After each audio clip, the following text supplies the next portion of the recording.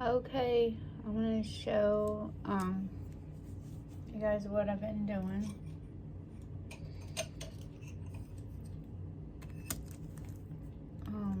Here's what I came up with.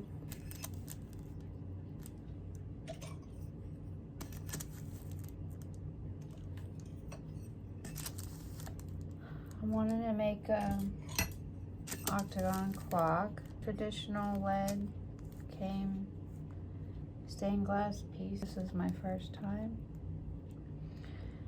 So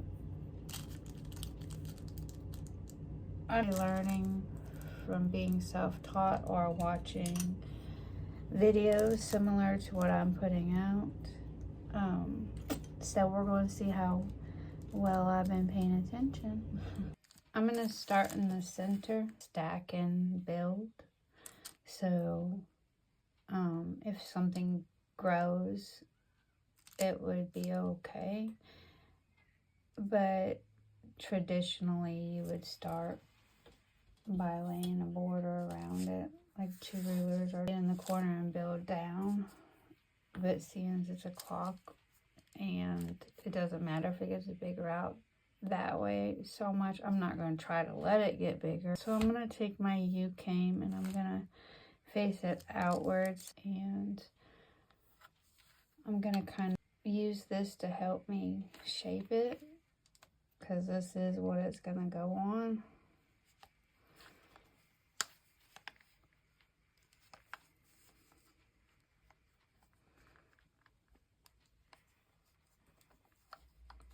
And I'm just gently just kind of pushing it around.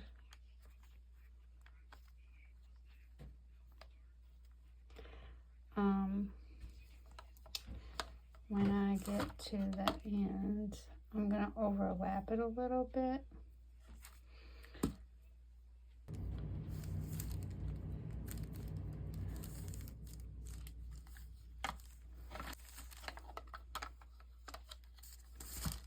I think I'm just going to mark it there, and then we're going to go from there and see how we got it, because I don't want to go too big.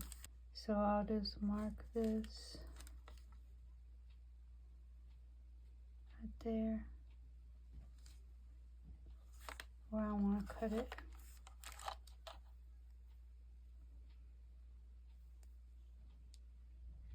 Right.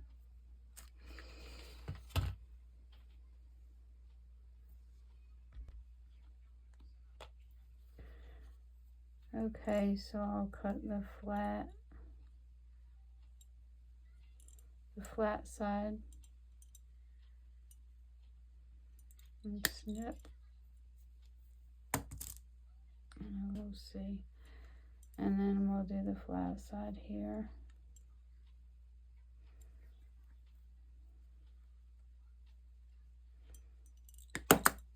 There we go.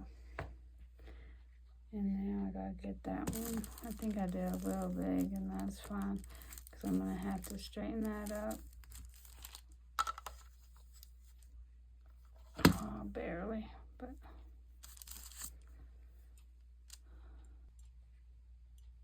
and then see how it's smushed a little. I want to straighten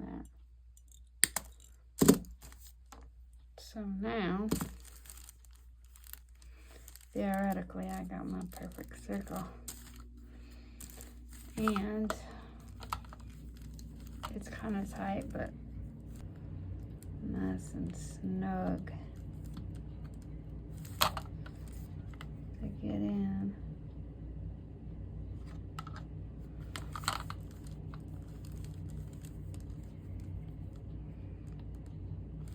Okay, now I'm gonna solder these pieces together.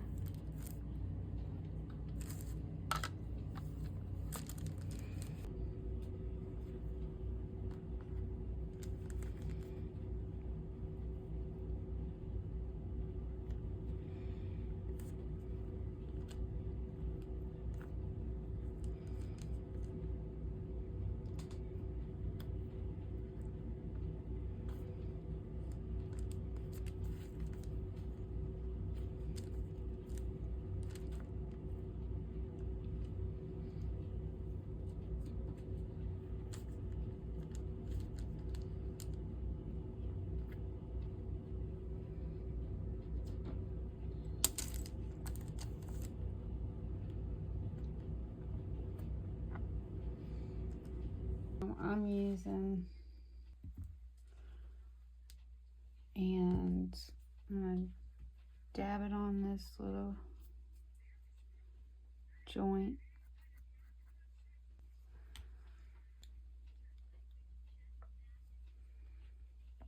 And I'm just gonna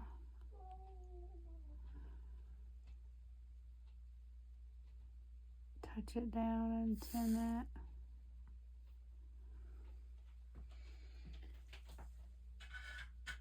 And now I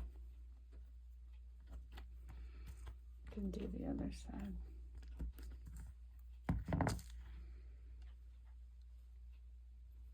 Gel flux.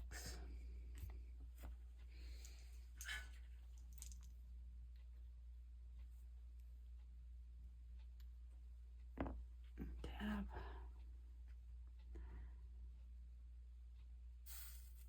Touch it on there. Now we got our circle.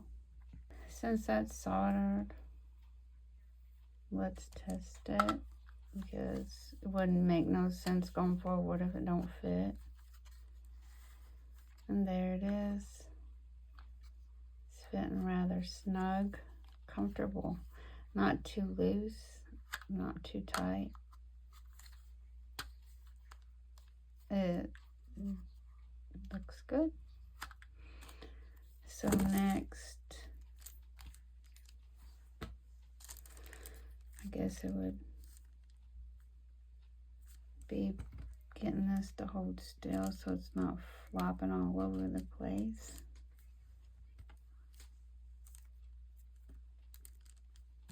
Although it seems like it still wants to wiggle. I'm putting this in across the seams. See how it's just not 100%. I added horseshoe nails to hold this centerpiece in because the thumbtacks I'm using are barely going into the cork, so it's just not giving me a stable foundation.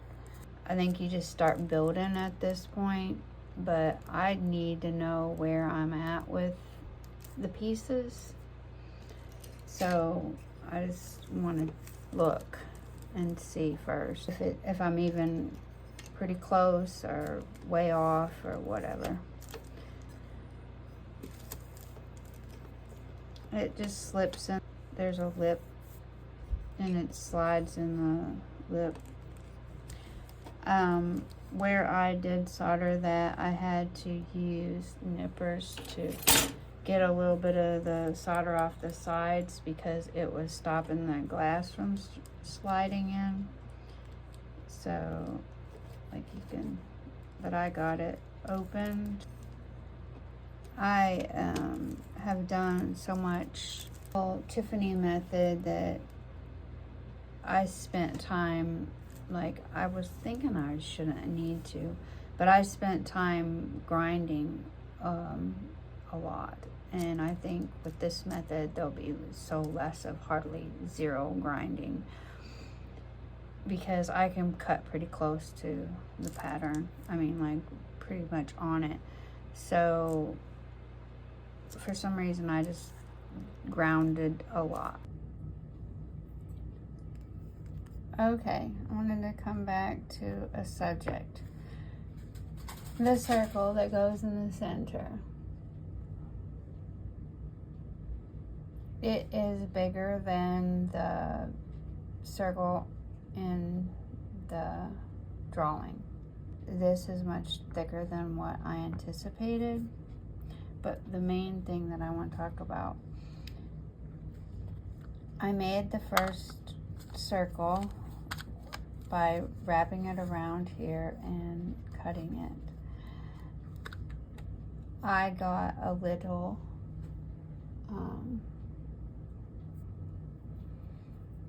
solder in the channel. I used my nippers to take down some. I I worked with it and I decided that it's not best for me to go forward with that. So I made a new circle. I wrapped it around the U-cane. I had needed to do it again because I need the channel to be clear, completely clear. So when you do this, you just baby dab. I'm talking doop, doop. Like, if you're too worried, maybe put it out there. I don't know. But you can see that I cut it nice. There's not a big gap or anything. It came together really good. And I think that's worth noting because it mattered in my adventures. So I thought I would share that information